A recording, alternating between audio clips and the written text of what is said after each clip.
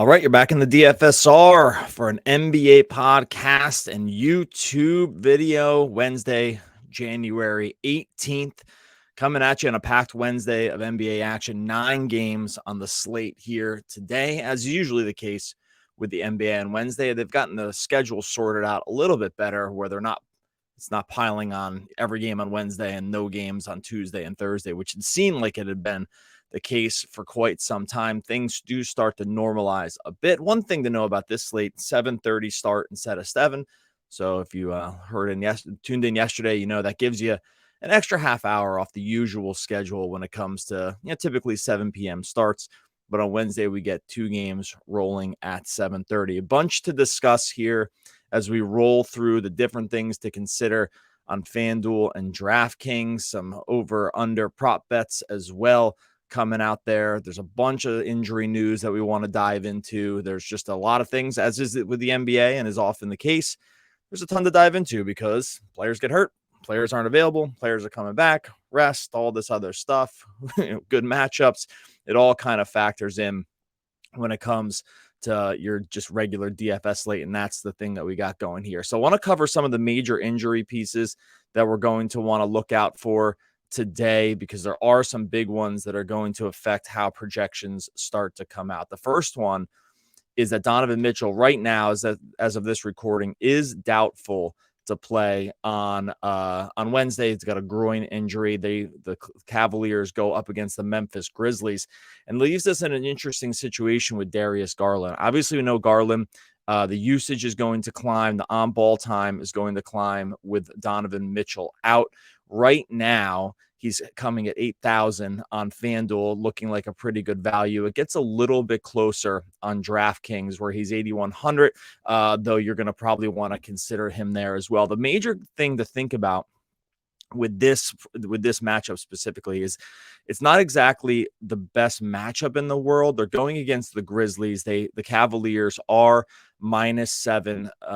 The Cavaliers are +7, so the Grizzlies are -7 going to this game. But it's important to know, one, there could be potential blowout issues here. Two, while Memphis plays a fast pace, they have the overall best defensive efficiency in the league. So while Garland is in a good spot here and the pace does help kind of just smooth out some of the defensive efficiency issues, I would probably throw a word of caution in that the matchup for him is not amazing. That being said, at 8,000 on FanDuel, 8,100 on DraftKings, you're looking at a sort of tough fade if you think that the volume is going to increase substantially, if you think the usage is going to be up there, not in the stratosphere, I don't think, but there's definitely a scenario where he gets a lot of shots up in this game. You can probably take a look at Karis LeVert too. I suspect that LeVert goes into the starting lineup here. That's what they've done in the past. I don't see why they would necessarily change that now. They do have Ricky Rubio back, but he's been on a minutes limit as he comes back from his knee injury in the offseason. So only other little bits to note here, Darius Garland, 30% usage percentage when Donovan Mitchell is off the court this season. Easily the highest in the team. Jared Allen does see a bit of a usage uptick as well. So Garland, we're keeping a word out. Like I said, Mitchell is doubtful right now. Usually you don't usually go from doubtful to playing. So I think we can trust that he is going to be out of the lineup tonight, and that's going to put Garland in a really good spot. Other thing to look out for here is with the Clippers. It does not look like Paul George or Kawhi Leonard are going to be going in this game. The Clippers are on a back-to-back. Obviously, as has been the case for most of the season, when the Clippers are on a back-to-back, these guys just don't play. That has been something they've been running for year over year now. It's frustrating for NBA people that want these guys to be on the court, but injury issues and the injury past for both of these guys definitely necessitates rest. These dudes rest a lot. So we're going to have to try to wade through what exactly happens with the Clippers. It does look like we're going to probably still get a Terrence Mann start. I mean, almost definitely get a Terrence Mann start. I think that one we can feel pretty good about. What happens after that is a little bit up in the air as of right now. Reggie Jackson might also be doubtful for this game. That's going to leave them really, really thin at the guard spot. Luke Kennard could return for this one, though he's been on the shelf for a while, so we'll have to keep an eye on that. I think we're looking at a situation where they probably start Terrence Mann. Excuse me, they definitely start Terrence Mann, and then they probably start Amir Coffey. The weird thing with the Clippers, if you've been following this team this season, is that they will play guys like Norman Powell a decent amount of minutes off the bench. Bob Covington will get minutes, and he's coming pretty cheap on both sites right now to make you kind of consider this one. The usage for guys like Marcus Morris and Nick Batum, if they're going to be starting, is going to go up without Kawhi and PG. So the Lakers are an interesting stacking situation in the lower and middle tier on both sites. It's just we probably have to wait for the starting lineup, and then we might have to take a risk on some of these bench guys. It can be weird throwing in bench guys into cash lineups, especially on full slates, just because it's hard to trust bench minutes sometimes, and that is that's just a problematic situation to keep an eye out for. So this game does start late. It's a 9 o'clock start. So hour and a half after lineup lock. We probably will not have the Clippers starting lineup by that point. By the time things lock, you might be locked into a lot of different decisions already. And that can be sort of a problem with when you're creating lineups, especially if you're trying to think about pivoting to one of the Clippers guys. If a guy like Covington does get a spot start, if a guy like Norman Powell does get a spot start, you might be locked in too much because there's some earlier value that you might be locked in too much to be able to really, really make any changes. But this is definitely a situation that we're going to want to keep an eye on. It's a weird one without Wall, without Jackson, without Kawhi, without PG. This is a team that has a lot of usage to go around, even if it's not going to be all that efficient. I would think about if you can get it in right now. Right now, according to our lines, it's -5.5 in favor of the Jazz. I'd probably think about putting a bet in on that one if you can get the 5.5. We have the Clippers coming in at only 103 total right now. That's down significantly off the -11. If you take a look at our site over at dfsr.com, which I failed to mention to begin the stream. If you take a look at DFSR, we have all of the bets up on our betting page, all the lines, all the over-unders, and you can see where it's highlighted. This is where we're going to try to get value. You can see it's 103.7 for the Clippers total right now. That's significantly under the 111. Still waiting on injury news. Maybe the number ticks up after we run another update on some of the usage, but worth taking a note that I think that the Jazz are in a really, really nice place where it comes to this money line, where it comes to the over under, probably looking at an under on that one, and where they are with the points and covering that 5.5. All right, rolling through the rest of this slate, another one to keep an eye on here, and this isn't an injury piece, but it's just general note. LaMelo Ball continues to be way, way too cheap on different sites. Coming from a guy who has a LaMelo Ball most improved player bet going in the season, that is not going to get there. I thought the reasoning at the time made a lot of sense. He stood to see his stats increase without Miles Bridges there. Heading into his third year is a lot of time when a guy like this makes a leap.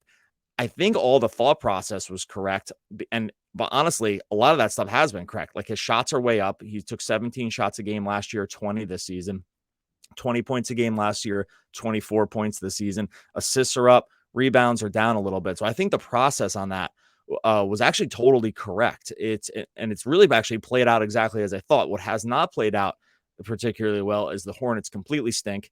And there have been other guys that have just made leaps, like Shai Gilgeous-Alexander specifically, who's in the running or is in the lead for most improved player.